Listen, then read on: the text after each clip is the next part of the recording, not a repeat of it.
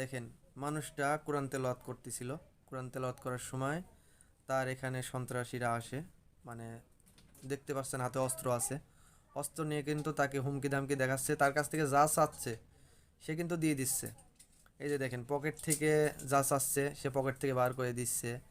তার মোবাইল দিয়ে দিবে, তার টাকা দিয়ে দেবে। মানে যা আছে তার কাছ থেকে, সে যা চাচ্ছে, সন্ত্রাসী যা চাচ্ছে মানুষটা কিন্তু দিয়ে দিচ্ছে। উনি হয়তো বা কোরআনে হাফেজ।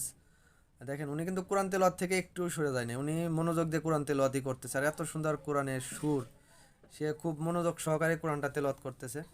কিন্তু মজার বিষয়টা দেখেন, আল্লাহর কি কুদরত। হ্যাঁ, আল্লাহর কি কুদরত দেখেন, যে সে সব কিছু নেওয়ার পরে আল্লাহ সাথে সাথে তার মনটা চেঞ্জ করে দিছে, যে না, এখান থেকে নেব না। দেখেন, সে তার যা যা নিছিল সব কিন্তু আবার সব কিছু একসাথে করে রেখে তার রেহালের নিচে রেখে দিচ্ছে, কোরআন শরীফের রেহালের নিচে রেখে দেখেন চলে যাচ্ছে। এটাই হচ্ছে কুদরতি। ঠিক আছে, তো আপনারা যদি সৎ থাকেন, সৎ থাকলে পরে আল্লাহ আপনাকে কোনো না কোনোভাবে সাহায্য করবেই।